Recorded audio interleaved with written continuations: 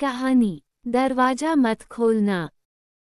रात के ठीक 11:32 मुंबई शहर के बाहर एक पुरानी, लगभग भूली हुई सड़क पर तेज बारिश हो रही थी।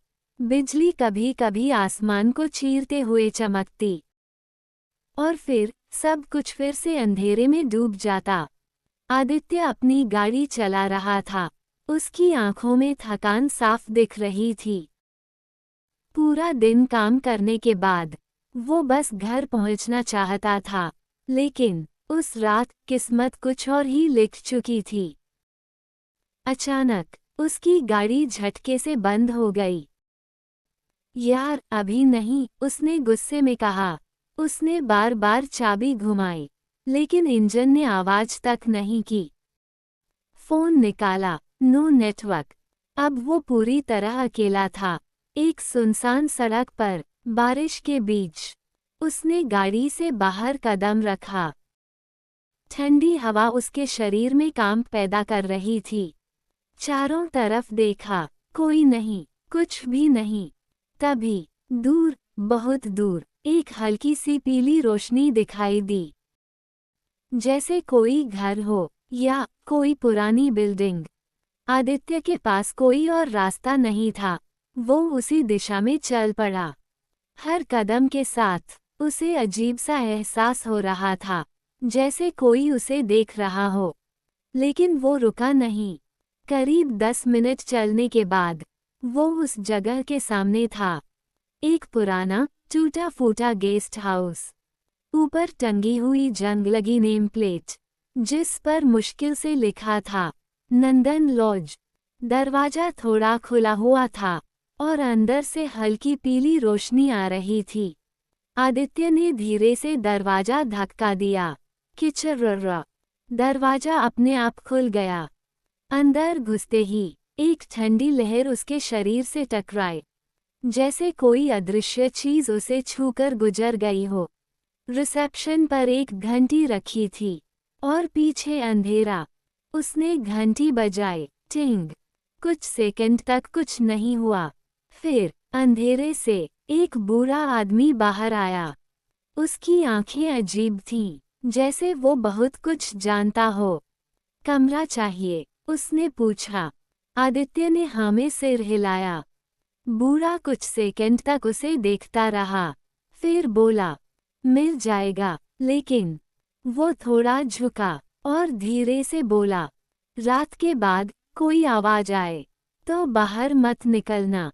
आदित्य ने हल्की हंसी दी। ठीक है। उसे चाबी मिली। कमरा नंबर 9।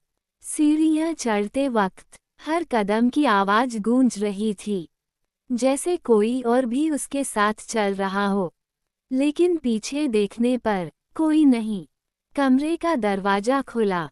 अंदर सब कुछ पुराना था, बिस्तर, अलमारी और एक टूटा हुआ आईना। उसने दरवाजा बंद किया और खुद को संभालते हुए बैठ गया। बस रात निकल जाए, उसने सोचा। घड़ी में 11:59 और फिर 12 बज गए। टिक टिक टिक। अचानक कमरे के बाहर धीरे धीरे कदमों की आवाज। टक टक टक। आदित्य का दिल तेजी से धड़कने लगा। फिर दरवाजे पर दस्तक। ठक। वो जम गया। फिर एक आवाज, बहुत धीमी, आदित्य। वो चौंक गया। ये आवाज उसकी बहन की थी, जो 5 साल पहले मर चुकी थी। भैया, दरवाजा खोलो। उसकी आंखों में डर भर गया। ये कैसे हो सकता है? आवाज फिर आई, अब रोते हुए।